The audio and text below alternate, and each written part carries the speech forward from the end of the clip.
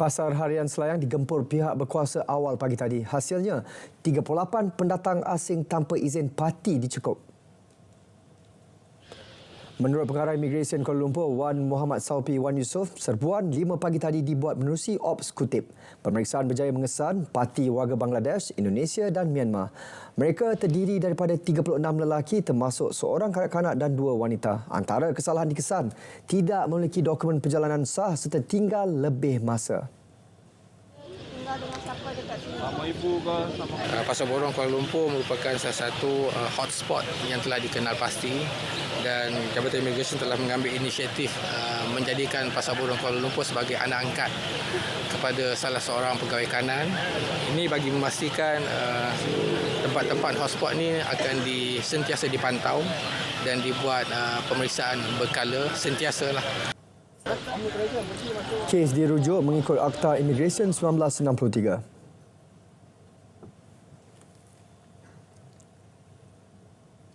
Penyelesaian berkaitan sumber dan kelestarian air serta cabaran berkaitan iklim antara isu yang bakal diketengahkan pada penganjuran Minggu Air Antarabangsa Singapura SIWW 2024. Presiden Persatuan Air Malaysia Dr. Insinyur Muhammad Asari Daud berkata, penyertaan negara dalam acara Dwi tahunan itu penting dalam membentuk pengurusan air lebih mampan di negara ini.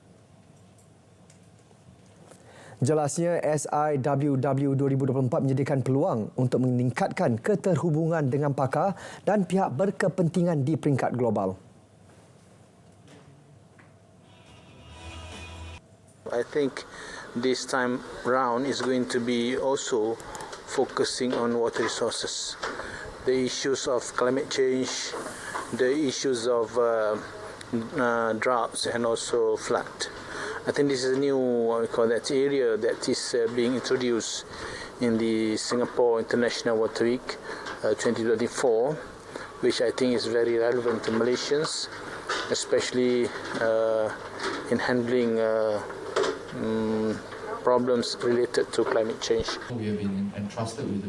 Hampir 3,000 peserta serta pempamer antarabangsa akan berkumpul pada SIWW 2024 yang akan berlangsung dari 18 hingga 22 Jun di Singapura. Ia menjadi platform penghubung bagi pengeluar, pembekal dan penyedia penyelesaian global untuk bekerjasama selain mempamerkan teknologi dan inovasi terkini dalam industri air. Bimbang sukar jumpa tempat solat sesuai ketika berada di acara keramaian. Isu itu terjawab dengan pengenalan surau bergerak yang lebih luas bagi memastikan umat Islam dapat menunaikan kewajipan dengan selesa. Bas 2 tingkat diubah sesuai dan dijadikan tempat solat. Wartawan JAKIM Norlela Muhammad Zain ada butirannya. Inisiatif Surau Bergerak 2.0 digerakkan Jabatan Agama Islam Wilayah Persekutuan Jawi. Ia mendapat kerjasama Pusat Pungutan Zakat, CIMB Bank Islamic dan E-Mutiara Konsortium. Ubah suai terhadap bas 2 tingkat menjadikannya tempat solat yang luas dan selesa. Ia ditempatkan di beberapa lokasi tumpuan masyarakat seperti dataran, padang atau acara keramaian. Latar belakang inisiatif yang pertama ialah bagaimana kita nak rejuvenate, bagaimana kita nak memberi nafas dan kesegaran baru dalam memberikan peluang kepada masyarakat untuk menunaikan solat di mana sahaja berada. Sebab Surau Bergerak Jawi ini kadang-kadang amat disukai untuk digunakan di stadium, di keramaian, di mana-mana apa kata orang tu kita sebut run lah, maknanya larian ataupun cycling. Dan itu mulanya. Tingkat bawah bas dikhususkan untuk wanita, manakala tingkat atas untuk jemaah lelaki. Bukan sekadar tempat solat, surau bergerak ini juga dilengkapi alat pembesar suara, permaidani dan penyaman udara. Tak ketinggalan tempat mengambil wuduk.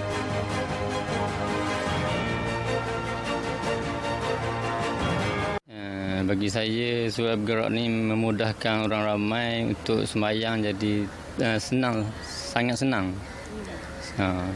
Mudah. Syukur Alhamdulillah pihak kerajaan ada sediakan surau bergerak ni untuk memudahkan semualah.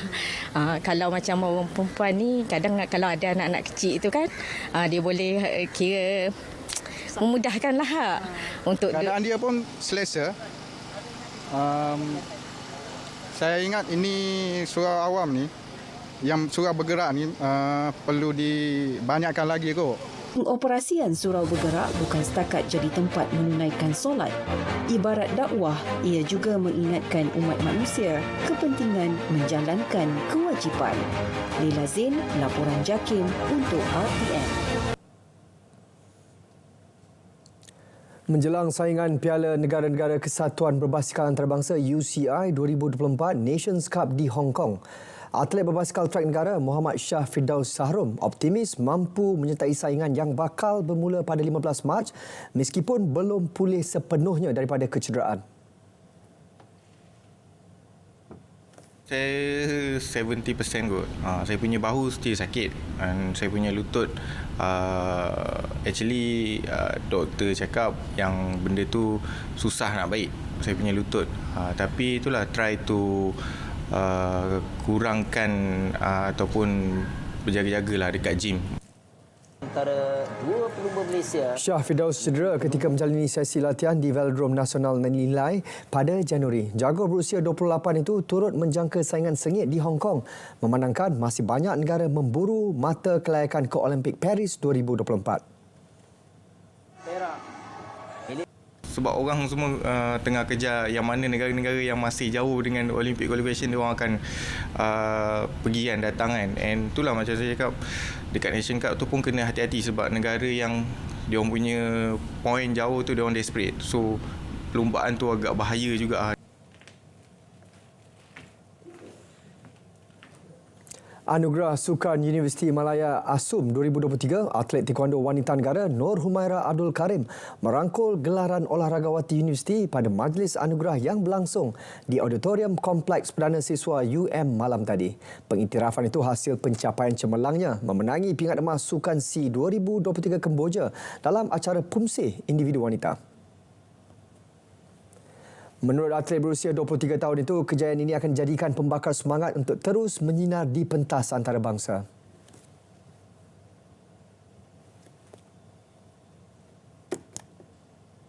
Next kejuaraan kita orang bulan 6 ada dekat Vietnam, Asian Championship. And then hujung tahun ni kita orang ada World Championship juga. So sekarang kita orang just focus on training. Dan rasanya dapat anugerah ni dapat naikkan lagi semangat lah. Anugerah berupa piala disampaikan Naib Chancellor UM Profesor Datuk Seri Insinyur Dr. Nur Azwan Abu Osman. Pada Sukan SEA 2023, Nur Humaira mencipta kejutan memenangi emas selepas memungut 7.430 mata mengatasi atlet Singapura dan Kemboja.